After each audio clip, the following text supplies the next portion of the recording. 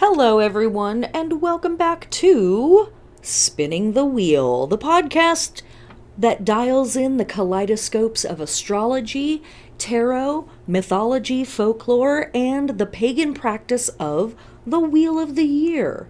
There's a lot to get into, as usual, this week, so let's begin with a micro new moon at 21 degrees of Taurus on May 11th at 11:59 a.m. PST, so later than that for the rest of the planet.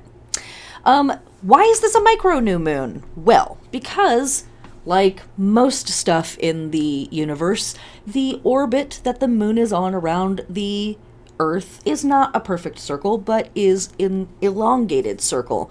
And it is a little closer to the Earth at one end and a little further away at the other. And when the moon is at that furthest point, astronomers and astrologers say that the moon is in apogee. Apogee. This means, in other words, farthest away. And so the micro new moon is a new moon that happens at this farthest point in the moon's orbit around the Earth. This is also sometimes called a mini moon, a mini new moon, a micro moon, or an apogee moon.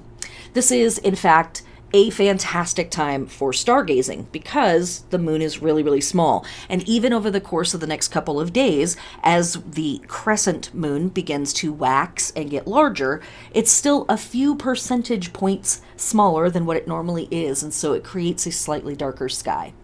All right, let's get into this Taurus new moon. For me, I kind of go back and forth with when and where I feel like Beltane season really begins and really starts to kick into overdrive. And sometimes I'm like, the sun has moved into Taurus April 20th. Screw it, close enough. It's Beltane season, you guys.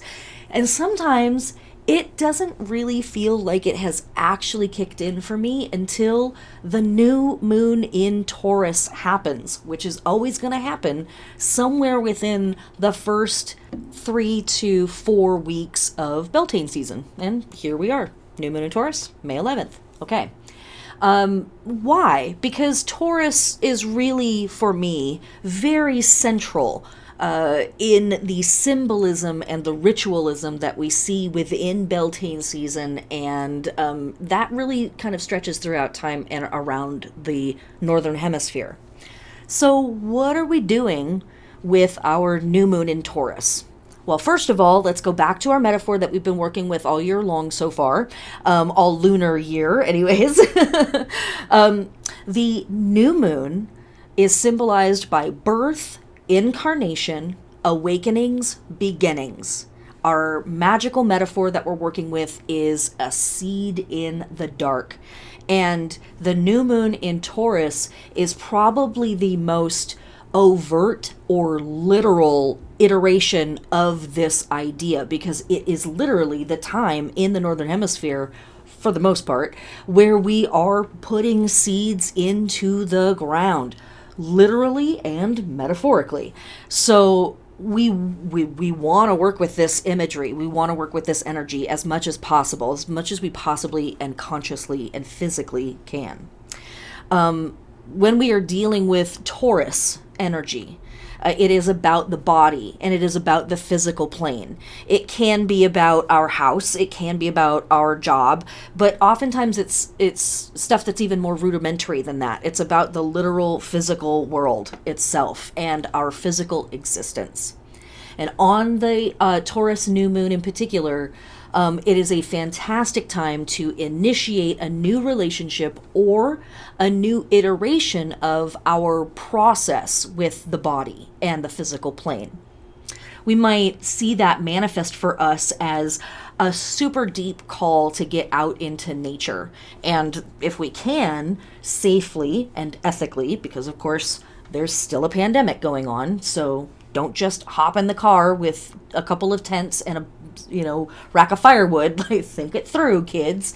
But if you can, safely and ethically, going camping on this new moon or really any time during this next 28-day lunar cycle, do it. It's a fantastic time. It's magically really, really potent. But this moon can also bring us into focus where we are not getting enough nature. And where we maybe have a lack of that because of our scheduling, because of where we live, because of life and all of the BS that we get handed in the modern world. So this might also be a moment of like kind of feeling, a real longing to be able to get closer to nature. And worst case scenario, buy a plant and bring it into the house. This moon can also bring a lot of focus for individuals to the destruction that humans wreak on the natural world in our focus to live the lives that we live. So doing work to undo that process, doing work that is restorative and protective for wild areas, uncut forests, old growth trees, that kind of stuff. Like that is all really, really potent magical work to do at this time as well. While we have our waxing moon in Taurus, it is a fantastic time to do any type of increasing, strengthening, activating, or adding procedures or techniques or meditations toward our speech, our hearing, our capacity for listening, as well as our neck and our ears. Of course, as I always say, I am not a medical doctor in any way, shape, or form, so please only engage in practices that are healthy and super cute for you.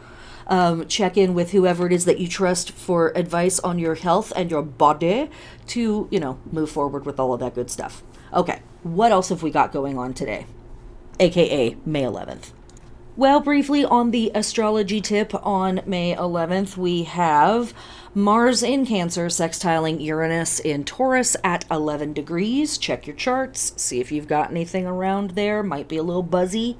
How this can manifest for everybody, though, is that we all feel a little bit more restless, a little bit more impatient. We want to make changes in our daily routine. We want to introduce some excitement into our daily routine. We might be feeling a little impulsive, but that thinking and those kinds of sudden actions or sudden shifts can also result in breakthroughs and getting us out of a rut, both psychologically and in our activities. So, inviting in a fresh way of thinking about things and feeling about things, but also recognizing that it could stir up feelings of being impatient or being restless.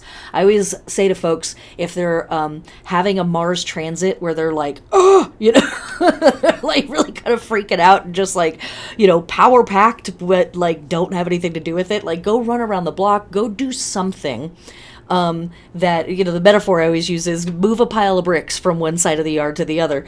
I don't even have a yard, let alone a pile of bricks. But my point is that you can use this kind of energy for things that don't require a lot of brain power, but do require a lot of sweat and muscle power.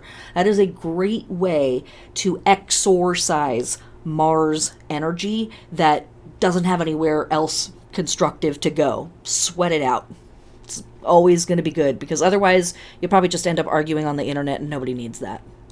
Okay, so our festivals for this day. Of course, as we said last week, we still have Beltane-esque type festivals running for weeks at a time in the background. So listen to the last couple of weeks of the podcast, or check your calendar to see what holidays still might be stretching through. But starting today, May 11th, and running through May 15th, we see a variety of ice festivals, ice saint festivals all across Europe. In a variety of different parts of the Northern Hemisphere, this period from approximately May 12th to May 15th, and then by some other dates, it's actually in the May 20th to 25th, whatever, Gregorian versus Julian calendar, what are you going to do? What this ultimately represents is a hailing to weather spirits that might bring an unexpected ice, frost, snow shower kind of moment here in the heart of spring. It does happen. It's really nicely depicted in the Five of Pentacles, which we work with at the beginning of Taurus season.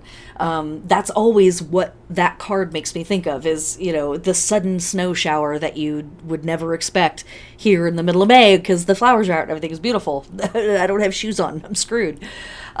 So this was a few days of offerings and ablutions to the weather deities, aka the ice saints. And if you look up ice saint, there are a bunch of Catholic saints that have been relegated to the jobs of being the ice saints. But we all know this goes back to, Kaleich and other, Baba Yaga and other wintertime snowy, icy, frosty death deities, crones, hags, and this is one of their little moments of like peeking out and being like, hi, we're still here, we still hold sway. Also on this day, we have from Guatemala, the Rogativa por la Lluvia, or the last call for rain. This is a rain ceremony that takes place annually. A few days after Holy Week is how it is dated, but it's in alignment with a lot of other stuff. And this takes place on the shore of Chicobal Lagoon in Guatemala, and this is a body of water formed on the crater of a former volcano. This lagoon has been considered sacred by Mayan people for a super long time, and that is where this great rain ceremony is held. May 12th, the moon enters Gemini.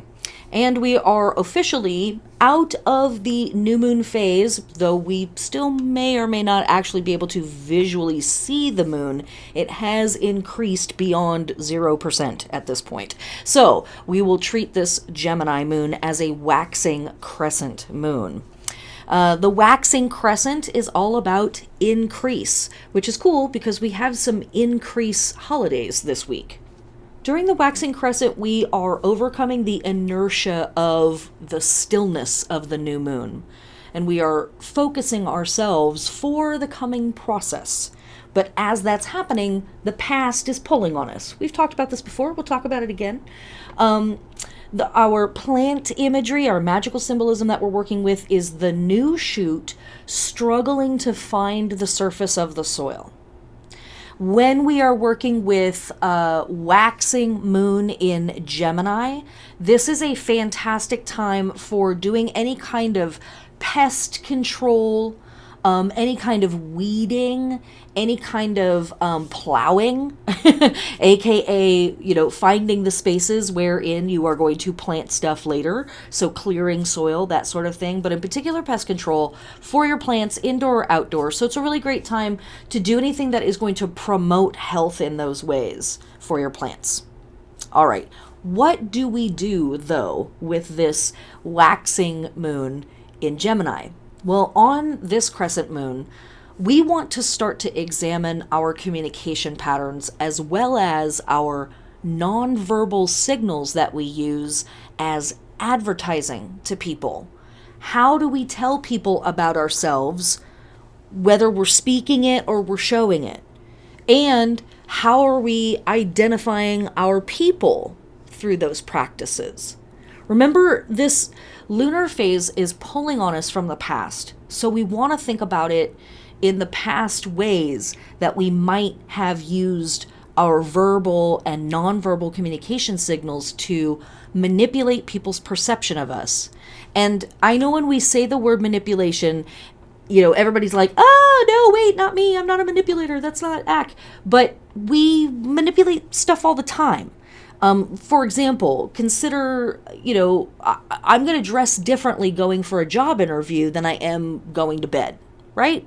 That's because I want people to see me in a particular light. So I'm going to do certain things and I'm going to not do certain things.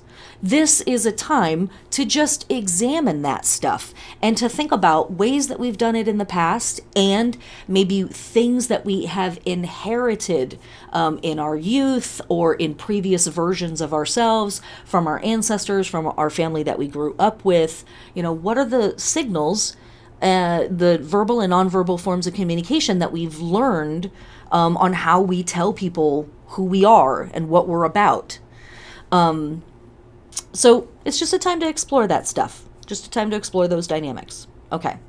Our festivals that we have for this day are really beautiful. We have from the Haudenosaunee Native Americans here in North America, seed ceremonies taking place all through the middle part of May.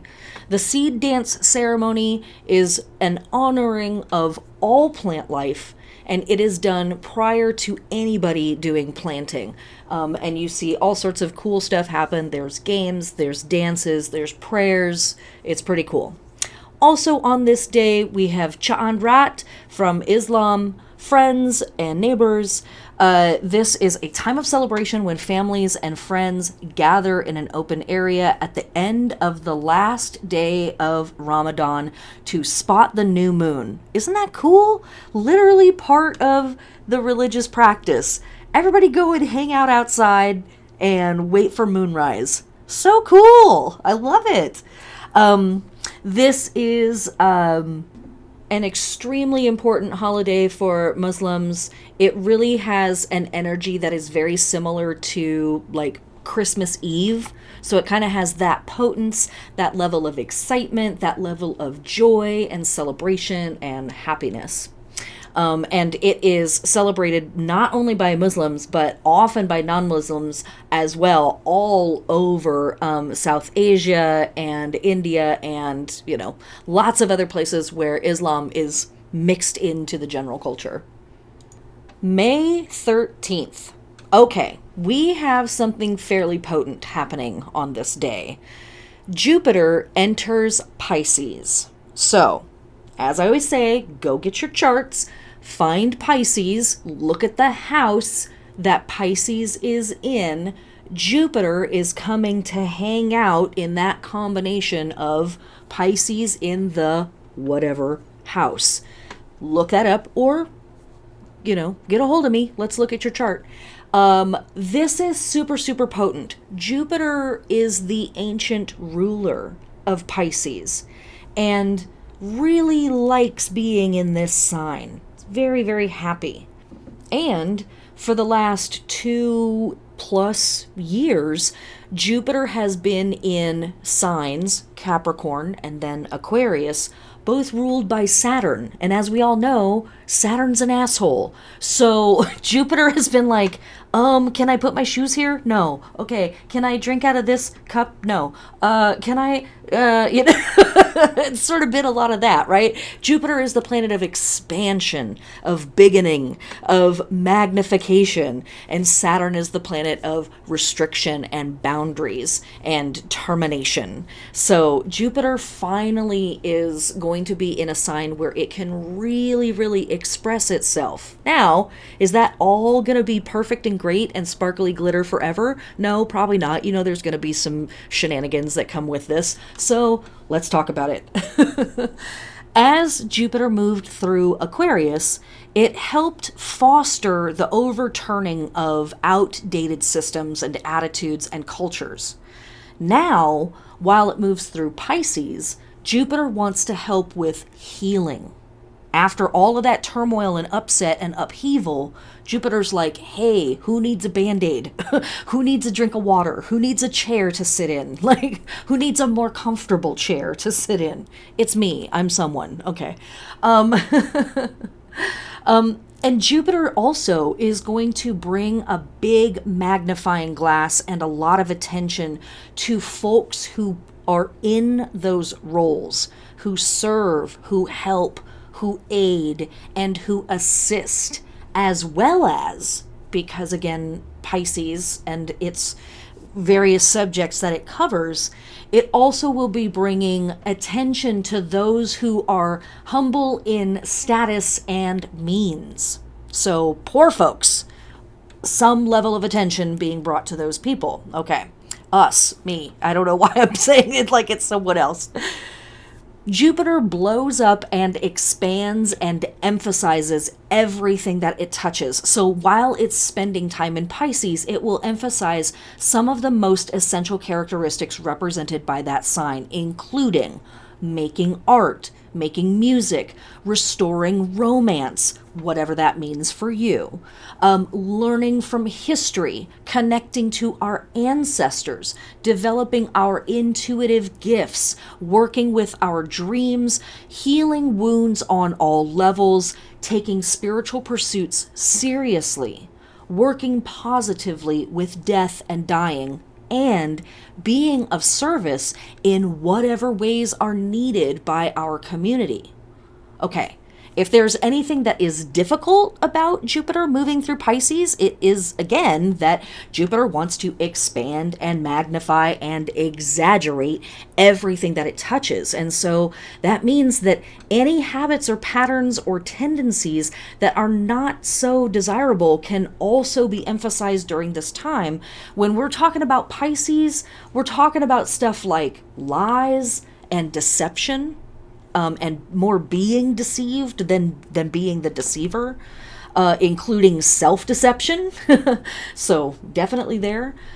Substance abuse, addictive tendencies of all kinds, fixations on victimhood and martyrdom, hypochondria, depression, intense mood swings, loneliness, and unhelpful escapism. And we want to emphasize helpful versus unhelpful because we need to escape from this reality every now and then.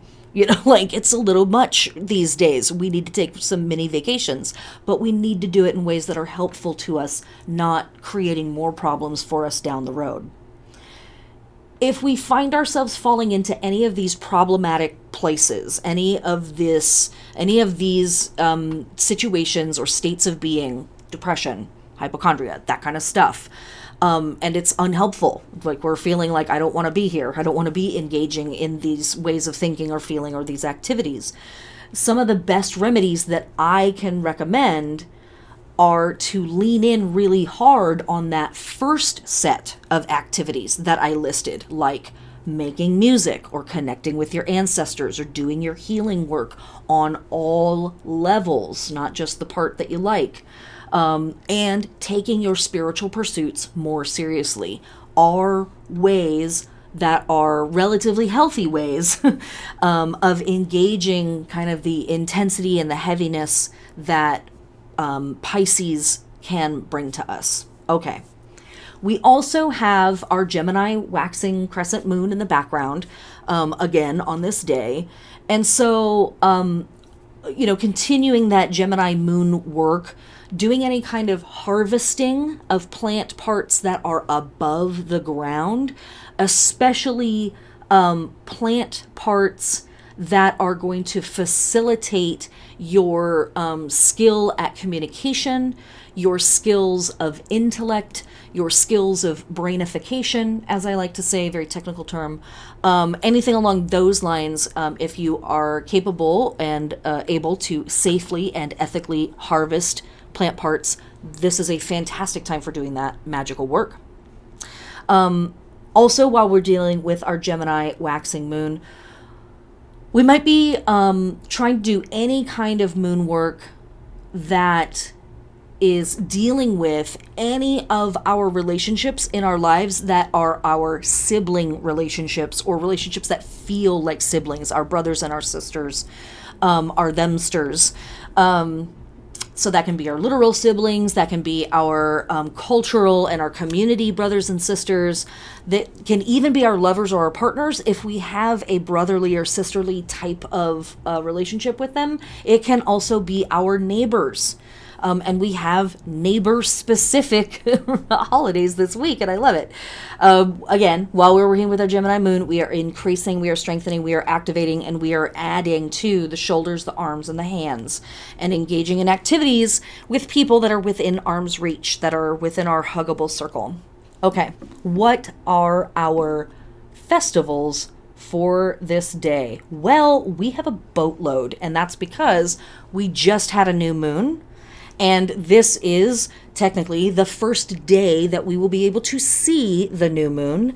And the way that ancient and modern calendars work for many, many civilizations is, yes, the new month sort of starts with the new moon, but it actually starts on the day that you see the new moon for the first time, aka the waxing crescent. So that's why we had our new moon, quote unquote, literally, scientifically, astronomically, the new moon occurred on May 11th, but our lunar months are starting today.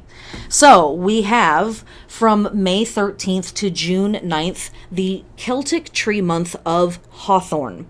The Celtic tree month system is more or less a modern invention heavily influenced by medieval and more ancient than that, Celtic writings, Celtic history, research, poetry, etc. The month itself is pronounced Hoa, so this is Hawthorne. And Hawthorne month, or Hoa, is a time of fertility, masculine energy, and fire.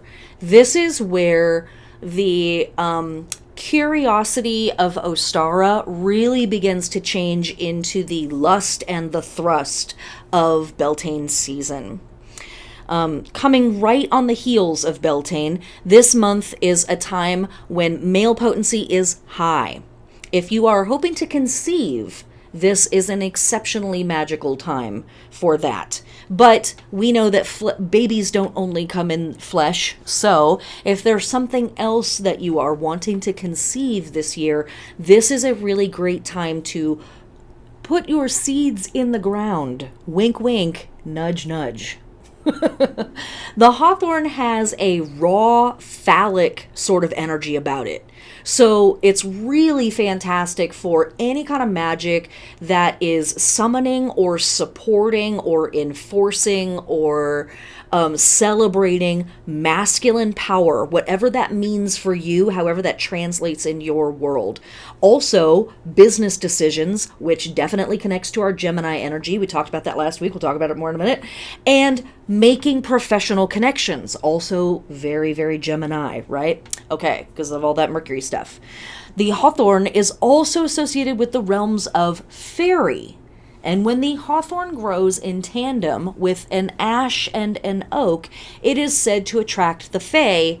You have been warned. We've talked about the fae before. TLDR, don't fuck with them. You don't know what you're doing.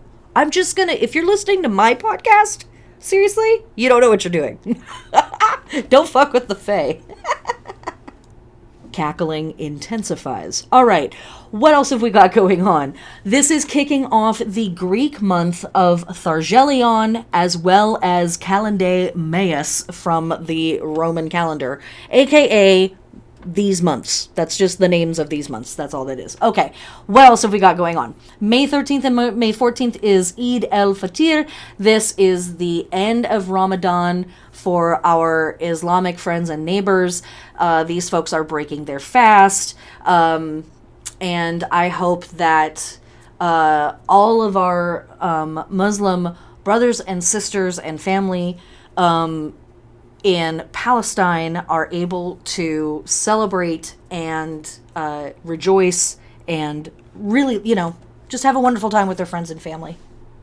Also happening this day, Garland Day for Neptune. This is a modern pagan festival holiday / ancient ? Boats were decorated with garlands and then sailed out on the water, and the garlands were tossed into the sea.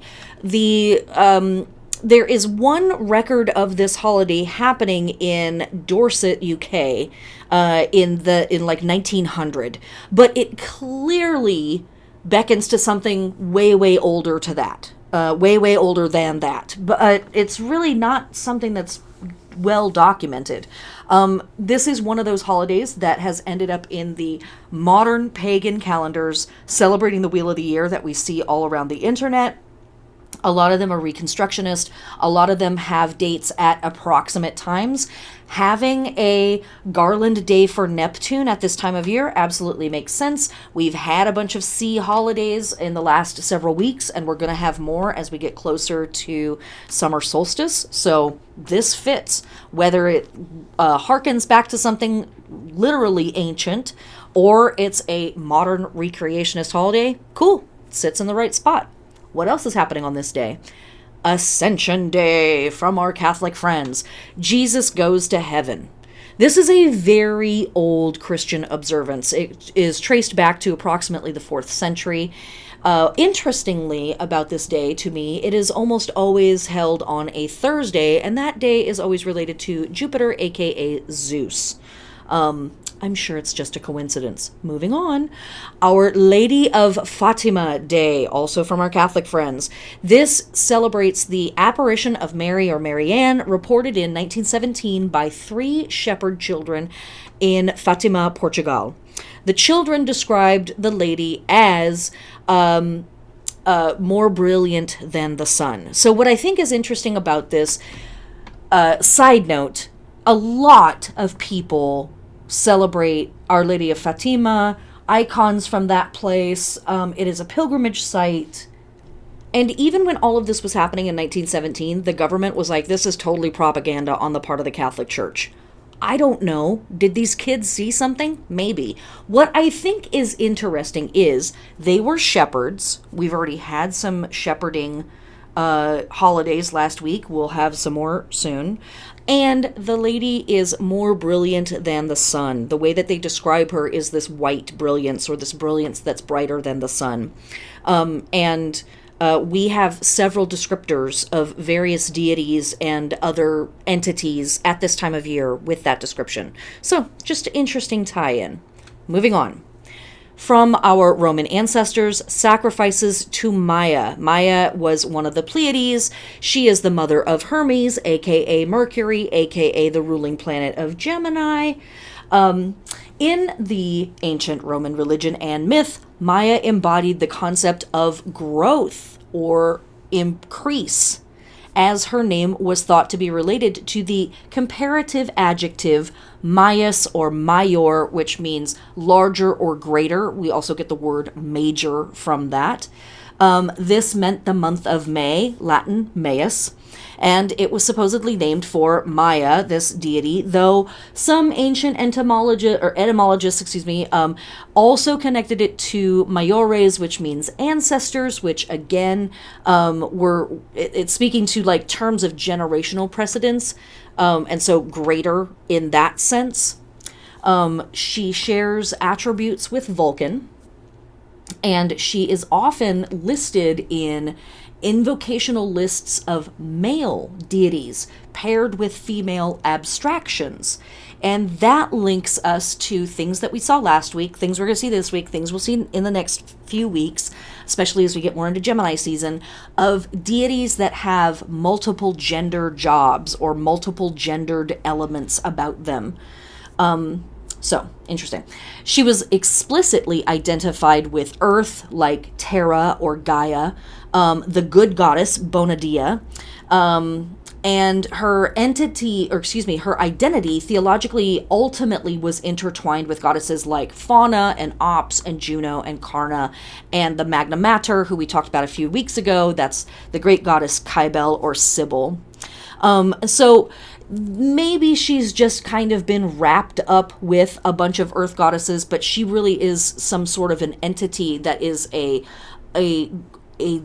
deity that is focused on increasing, getting bigger, getting larger. Interesting energy, given all of our pan green god, Jack in the Green energy, and this surging earth thing that's happening during Beltane season, and Maia being an entity that is sometimes depicted as female and then also connected to all of these male deities that are about embiggening and enlarging, etc., etc. Okay. Also on this day, there is the Dies Natalis of the Temple of Bonadia, Roman. This makes sense. We just talked about this with the sacrifices to Maia. I expect that these probably took place at exactly the same time. They probably were merged even at some point. And our last festival for this day, also from our Roman ancestors, is the sacrifice to the Lares Praestites. The Lares Praestites were sort of like the guardians or the watchmen of Rome. And in particular, they were thought of as sort of like the guardians or the watchmen of, or the watch beings of the individual districts or the neighborhoods specifically of Rome. One story that really kind of impresses this whole like neighborhood thing is the neighborhood lairs of Octavian, the later Emperor Augustus, who owned a house between the Temple of Vesta and the Regia, which is where the lairs were kept. Augustus later gave his house and care of its lairs to the Vestals. This donation reinforced the religious bonds between the lairs of his household, his neighborhood, and the state. We've talked a lot about the various Roman holidays that are out there that really impress upon the people the connection between the people and the state and the vibes and keeping the vibes real good. So I see this very much in that same thread or that same theme of holidays that they kind of enforce. Whew! May 13th had a lot to offer us. Okay, let's move on to May 14th. May 14th, the moon enters Cancer. And I'm actually going to talk about what we can do with our Cancer moon work when we get to tomorrow, quote unquote, May 15th. So what is happening on May 14th? Astrologically, it's very quiet, not much to talk about.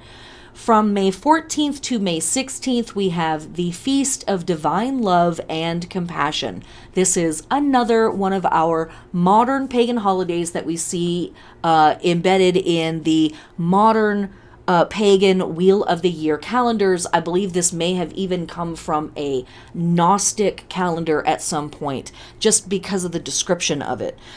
This is a day to worship or give thanks for the sources of healing and benevolence and beneficence, honoring the goddess as Isis from Old Egypt, Oshun in Yoruba and Santeria, and Lakshmi from Hinduism.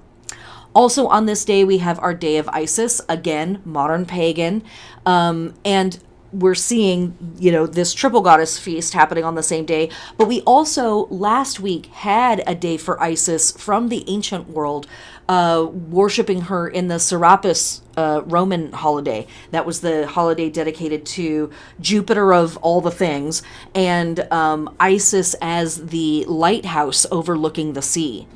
A brilliant, shining light. Interesting. Yeah, okay. Also on this day, from our Hindu neighbors, we have Akshaya Tritiya.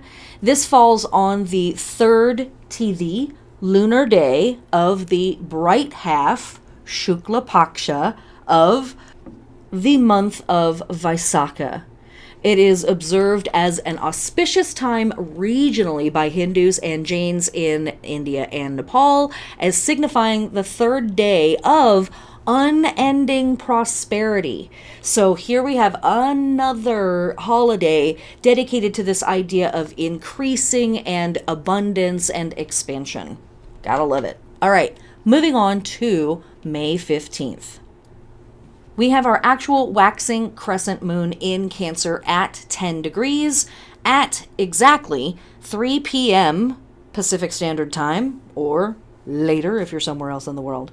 What are we doing when we're working with the waxing crescent? We are increasing, right? Let's say it again, or talk about it again. We are overcoming inertia. We are focusing ourselves for the coming process. We are feeling some pull from the past.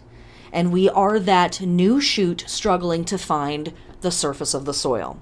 So, as we are working with a waxing crescent moon in Cancer, we are coming back to a conversation that we are holding with ourselves around places where we were told we didn't fit in when we were a kid, especially concerning family members. Places where perhaps we got the message around basic parts of our nature being unacceptable, or parts of us that maybe should have been repressed or should have been changed.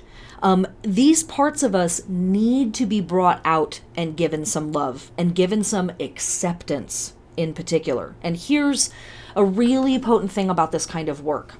When we don't acknowledge these parts of ourselves and give them some attention and give them some acceptance and give them some love, they act out, and they act from a tantrum-oriented place unconsciously in our lives. And we end up in arguments, or we're angry, or we are, engaging in retail therapy, and we don't know why. We don't know what we're doing. And it's this, these elements of us that are childish and have every right to be, because they are the child portions of ourselves. But they were told, you don't fit, you're wrong, you need to repress this, you need to suppress this or change it in some way. So this is absolutely a time of bringing some of that up, and examining it, bringing it into the light, giving it some air, letting it do its thing. Also, with our waxing crescent moon in Cancer, this is a fantastic time for planting, transplanting, or grafting plants where we want to encourage above ground growth. Okay, the other thing that's happening on this day is the sun enters Taurus in sidereal astrology, aka astronomy, aka what's actually physically happening in the sky. There's lots of information online about the differences between sidereal astrology and tropical or Western astrology. The big takeaway is time and space and physical location of planets.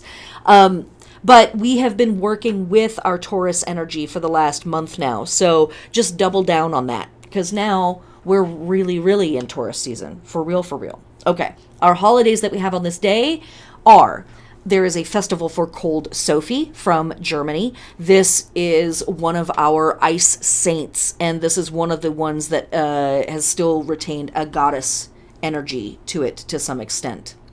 Also on this day, we have the Feast of Isidro. This person is also known as Isidore the Farm Laborer or Isidore the Farmer.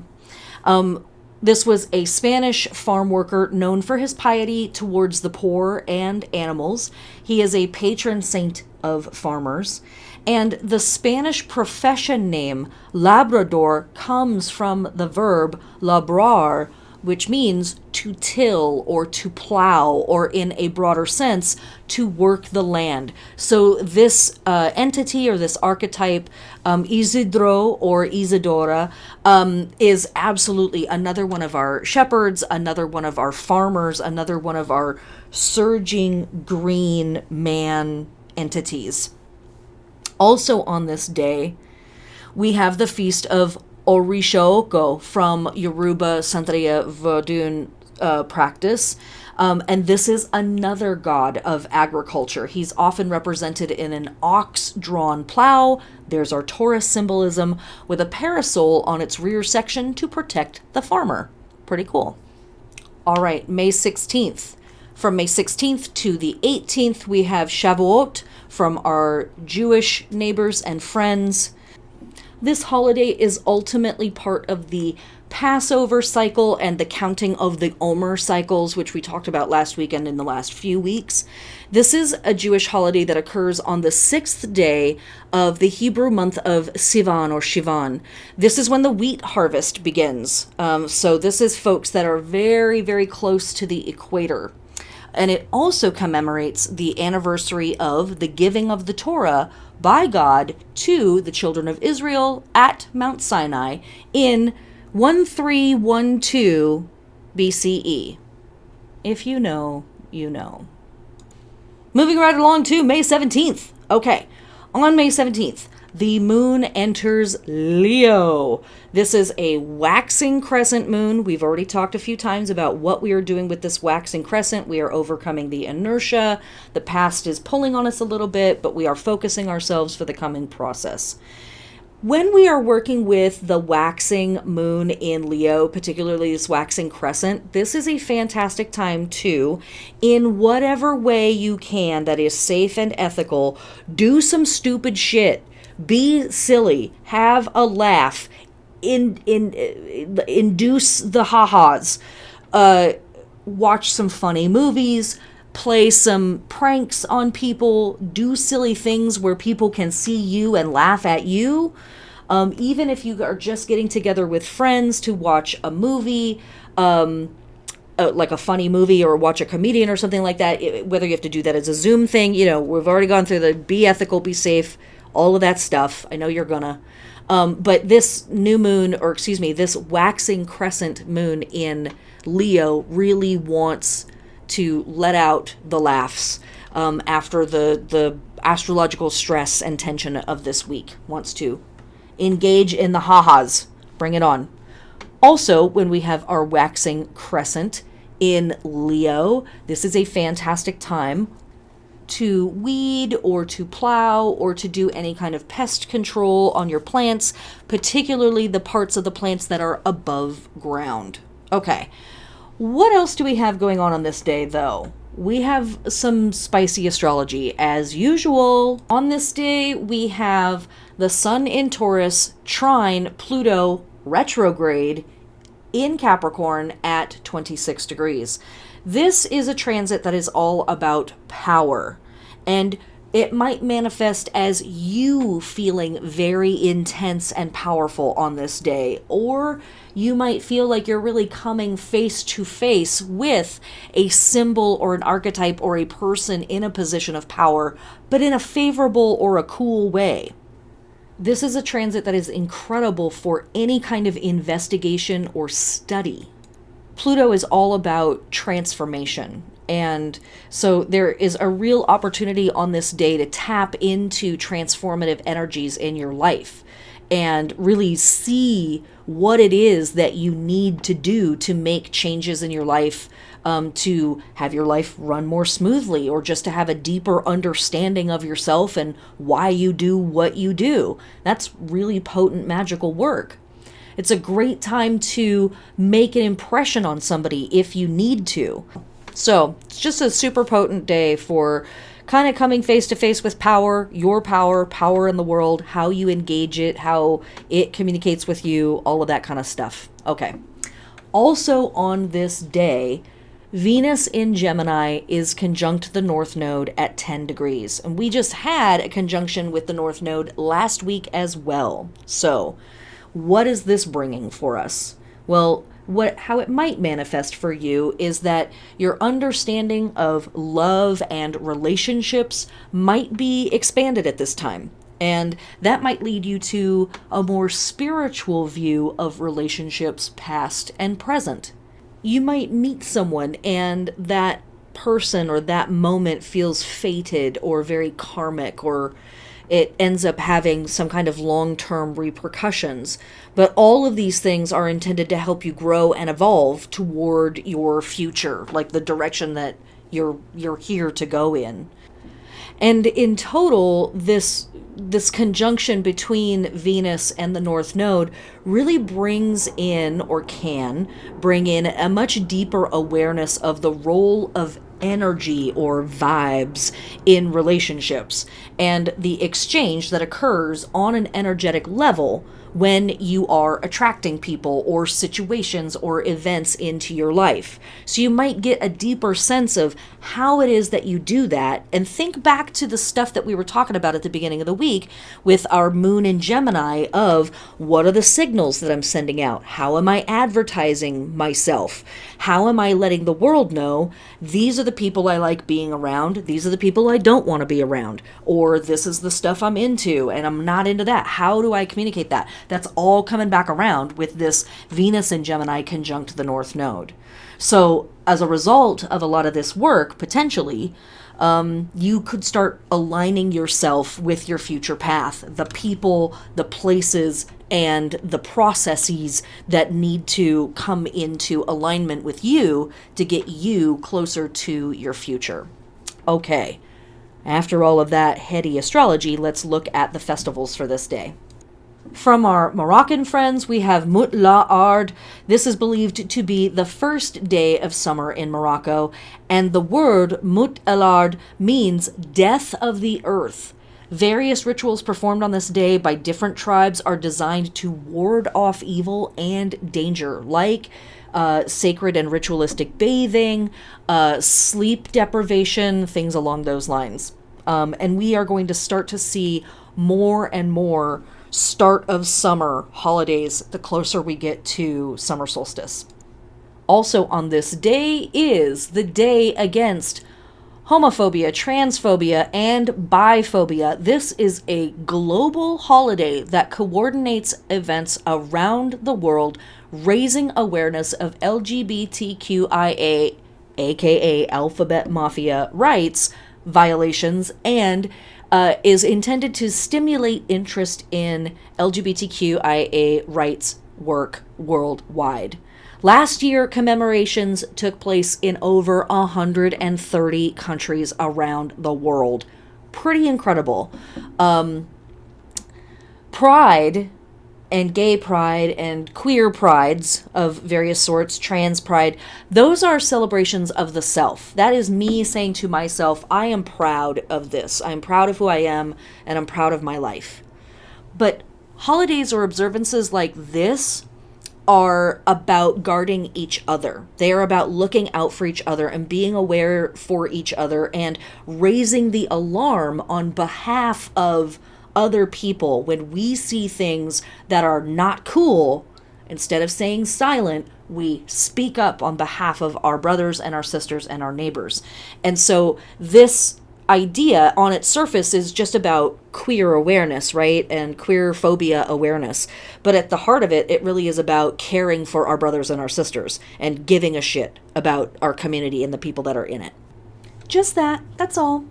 May 17th was chosen to commemorate the decision to remove homosexuality from the International Classification of Diseases of the World Health Organization, WHO, who, we've heard a lot about them, in 1990. Moving on to May 18th. The moon is still in Leo, so ha-has are still enforced.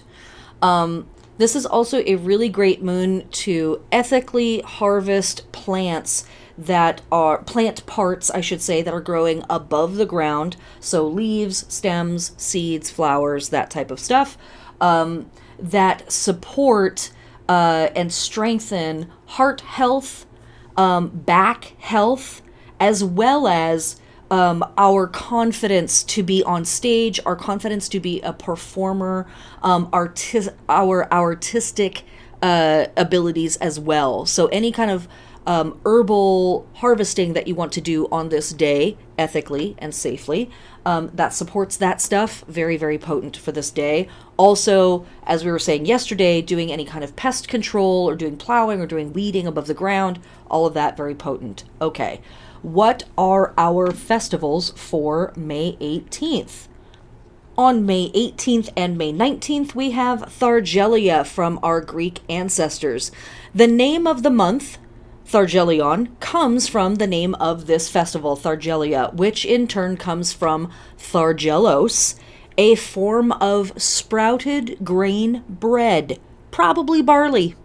This is because May sees the first harvest of the green cereals, which were offered to Artemis and later Demeter or Dionysus as ta thalusia, from the word for young shoots or sprouting greenery, or thalos.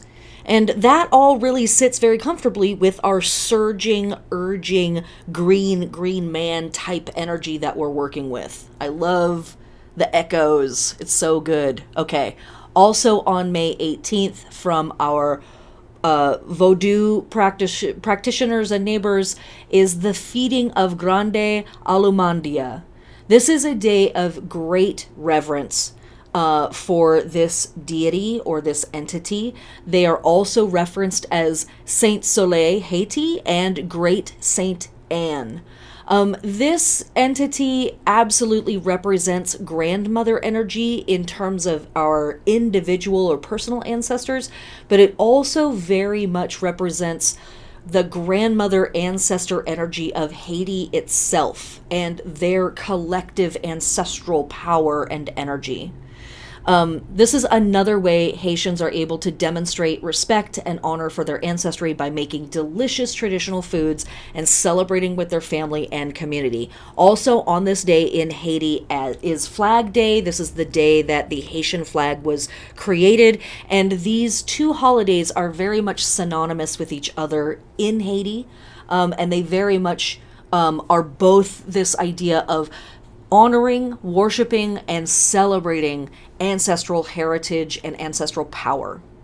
Also on this day, from our Yoruba land friends, is the Feast of the Divine Twins. The Divine Twins in Yoruba are named Ibeji. They each have their own name, but the twins collectively are Ibeji. Yorubaland peoples believed that twins were magical and protected by the great ancestor godfather Shango, who oversees thunder, lightning, justice, dance, and virility. A lot of stuff that actually is connected to Gemini. I have a huge piece on the divine twins, not just the Yoruba Ibeji, but the divine twins as they manifest all over the world. So we look at the Mayan hero twins, we look at Hengist and Horsta from Germanic paganism, etc., etc. Literally dozens of them. If you go to my Patreon and you search Divine Twins, you can read it there, or if you wait until May 20th, which is the day that the sun goes into Gemini, it will be made public to the world on my website, and anybody at all can read it. Last but not least of the holidays for this day is, from our modern pagan calendars, the Feast of Pan.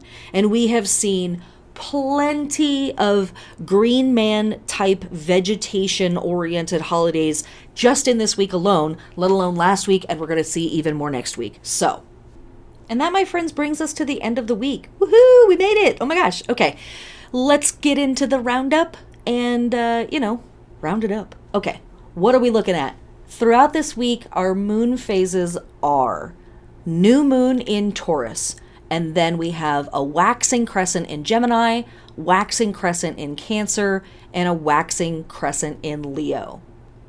Our festivals this week. We have a few festivals that acknowledge the last little traces of winter and iciness, like the Ice Saint festivals and the Cold Sophie festivals, and we might even say that the feeding of Grande Alemandia, in a sense, kind of taps into that same thing, even though she's not icy, she's from Haiti.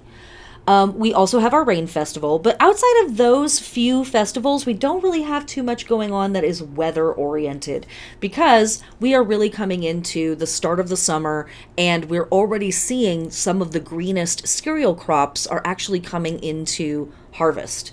So we have the start of summer in Mot Elard from our Moroccan friends.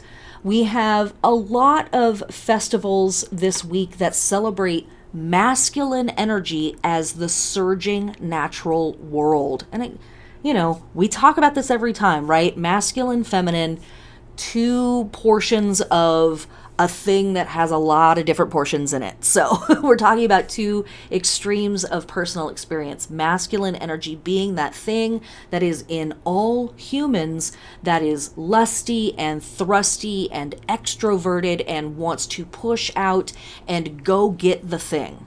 That's what that stuff is. And so we have stuff like the Celtic tree month of Hawthorn, very, very masculine energy. We have our seed ceremonies from indigenous people from here in Turtle Island. Ascension Day from our Catholics. The Feast of Isidro from the Catholics.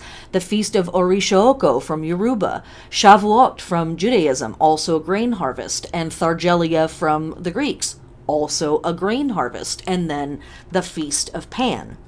Interestingly enough, that we have these grain harvests happening right now because Eid el-Fitr, which is the end of Ramadan and the end of that month-long fast, also coincidentally happen at this time of year. Eid el-Fitr, Ramadan, will not happen at this time of year every year because of the way that Islam structures its calendar. So it literally is just a coincidence that it happens to be at this time of year. It's pretty cool. Other stuff that we're seeing for this week: healing and love with the Feast of Divine Love and Compassion. Holidays dedicated to the Holy Mother, which already is starting to produce grain crops. We see that with Our Lady of Fatima, the sacrifice to Maya from Romans, the Dies Natalis of the Temple of Bonadia, the good goddess, the Day of Isis, and the feeding of Grande Alumandia. And then we start to see Gemini-related stuff. We saw some last week, and we're seeing more this week. And in tropical astrology, we will be moving out of Taurus and Gemini next week, very soon. So what are we seeing? Well, we have the Feast of the Divine Twins from our Yoruba land friends. That's very Gemini.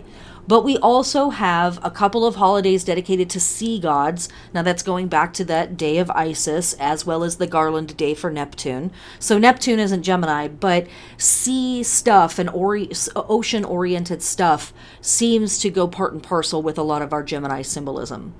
But also these neighborhood guardians and festivals that sort of celebrate the neighborhood and celebrate our brethren, as in our brothers and sisters of our community. So the Flag Day in Haiti, the Day Against Homophobia, Transphobia, Biphobia, as well as the sacrifices to the Lares Prestites from ancient Rome.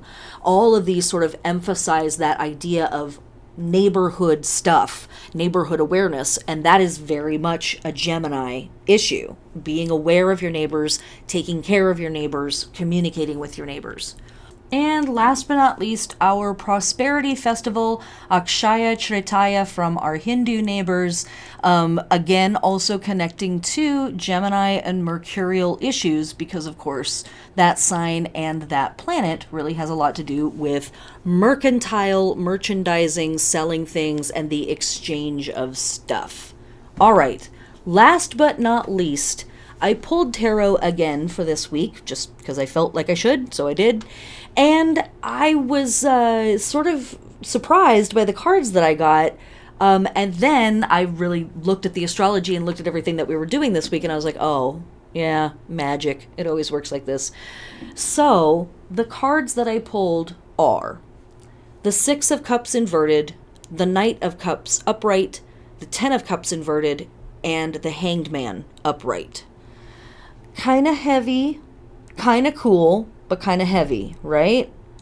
When the Six of Cups inverted comes up in a reading for me, this is a card that can indicate a moment that we feel kind of super tender, honestly. We can feel a little raw emotionally, and it's because what's happening is a process of maturing the naive parts of us. So it can feel like the moment when you find out that Santa isn't real. And there could be some of that type of information that comes through this week. But when we break through those types of illusions, we come to a deeper understanding of reality. Yes, there is some disappointment, and sometimes there's a little luster that's lost from the world as we lose a little bit of our wonder, but these maturing processes are kind of required in the world that we live in. It's not necessarily a super great method to move through the world with only rose-colored glasses on, because that's how you get taken advantage of. That's how you end up in situations that you are thoroughly not prepared for, emotionally, psychologically, financially, physically, whatever. So moments like the Six of Cups can feel like a heartbreaking moment or a disillusioning moment. And all of those types of words, all of this type of stuff sits very comfortably with our, Mars square that we have at the beginning of the week and Jupiter moving into Pisces. So Six of Cups kind of coming up right at the front saying, hey, we may have some tough emotional experiences this week. In particular, we might get some tough emotional information this week. And it's ultimately here to help jostle us out of the small forms that we have kind of conformed to and show us there's bigger things.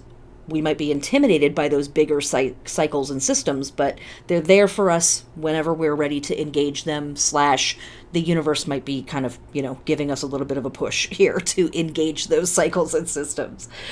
Then we have the Knight of Cups, and I love this goofy bastard. The Knight of Cups is kind of a doofus. They're very awkward, and they are incredibly sincere. The Knight of Cups is not necessarily the most romantic character in the deck, but they are the most loving, potentially. They are absolutely focused on feeling their feelings, expressing their feelings, and moving within the world from a deeply heart-centered motivation. Again, that can be really tough, though, in the current world that we live in the actual real physical world that we experience. Moving from a very heart-centered place can be very painful. When we move through the world in a very vulnerable way, that doesn't mean that everybody else shifts into that place. A lot of people see that as something to take advantage of. So I know I keep saying that idea, but I really want to emphasize that with Jupiter moving into Pisces, there truly is an urge or a little bit of an insistence in the world of like, it'll be fine, everything's going to be super great, and just being way too optimistic and way too generous in our assessment of things. So seeing the Six of Cups here, seeing the Knight of Cups here, both for me really emphasizes this idea of, as much as is safe and healthy for you, yes, of course, we want to move from a heart-centric, sensitive, vulnerable place. But not so much so that we then become rubes and are taken advantage of by people who don't give a shit about being authentic or evolving their soul or any of that other hippy-dippy woo stuff that we love to talk about so much on this frickin' podcast and in my classes. Okay. So, move through the world as a loving creature, but know that there are still assholes in the world. Okay. So that brings us to the Ten of Cups inverted. And this is a card that, generally speaking, means joy on joy on joy on happiness on hell yeah on oh my gosh, this is my favorite one ever joy. The Ten of Cups is an exceptionally joyous card. When the Ten of Cups is inverted, it can express itself in one of two ways. Either it's super, super joyful, but in a very mellow, I don't want to say mellow, but in a reduced, I guess, environment. Rather than like a party with 1 million people, it's a party with your 5 most important people, or a party with just your family, but it's a party all the same. And it really makes me think about that Moon and Leo stuff of like, get together with your people and like have a good frickin' laugh. Is it the be all end all of balls and grandiosity? No, it's really basic and simple, but it's about the time that you're spending together. It's about the joy that you are celebrating between you. That's really the thing. But the other way that the Ten of Cups can, when it's inverted, manifest is really kind of deep sorrow. It can really feel like I am missing that thing out of my life. I wish I had my people. I wish I had a couplehood or a family or a posse or a coven to celebrate this thing with, and I'm really feeling that lack. It can even manifest as I have all of those things and I'm still feeling sad for some reason. So the Ten of Cups can really just sort of manifest as an abundance of emotions. Good, bad, painful, heartbreaking, heart-wrenching, heart-swelling. It could be a night where you laugh and cry all at the same time, where you just release some things and you just dwell in your emotions and face them and really feel them and allow yourself to say to yourself, yes, I really do feel this, and it's okay that I feel that. And I don't have to act on any of my feelings, but it is super important to acknowledge them to myself and allow myself to say, yeah, I feel this. I really do. And it's okay that I feel it, and I don't have to act on it if I don't want to. So that brings us to the Hanged Man at the very end. The Hanged Man card is connected to the element of water, and for some people it is connected to the planet Neptune, which is the modern ruling planet of the sign Pisces. And having the Hanged Man come up with all of this other stuff that's here for us this week, it's an interesting correlation, because we often think of the Hanged Man or the Hanged One as being on a gallows or being killed, but in fact, many tarot decks depict the Hanged One as still alive, just suspended in air, upside down.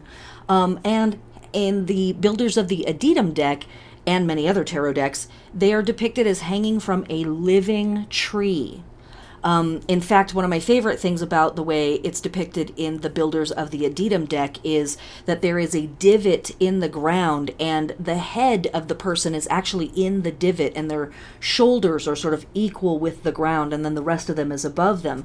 And for me, what this always looks like is their head is a seed in the ground, and they're sort of being suspended in animation by this, holy process, but the living tree, of knowledge, of wisdom. This is the tree of Yggdrasil that Odin hangs on in the ceremony that is very similar to the Sundance ceremonies that we talked about last week. Not the same, but similar.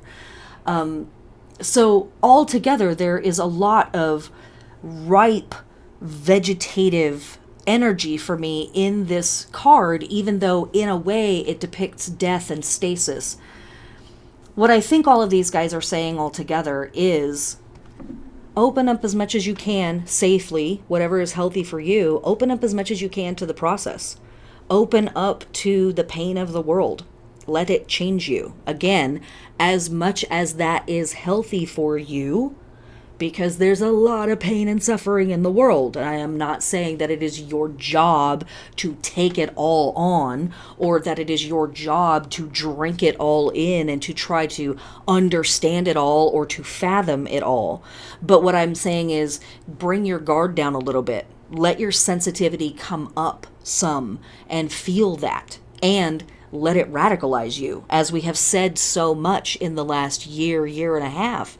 Let these experiences change you. Let it impress itself upon you. And know that, especially with the impatience at the beginning of the week and all of that stuff, seeing this Hanged Man here really says to me, hey, we are not necessarily going to see a lot of radical change and a lot of sudden movements in our lives immediately, but we have to trust the process. Now is a really great time to invoke your faith, whatever that thing might be. I often say to clients that it's really easy to have faith when things are going well in your life, and it's really difficult to have faith when things are going to shit. And this is a week that might test a little bit of that. We have the Saturn-Uranus square is coming up towards the end of Beltane season, and in another week or so, we are going to have Saturn go retrograde, and then we're going to have Mercury go retrograde, and we're going to have an eclipse. So, there's a whole bunch of stuff coming up on the horizon that's like grumpy, angry, boundary, fussy. And so I really feel like this week is sort of this encouragement from the universe of like, open your heart up as much as is healthy and safe for you to do. Feel this world.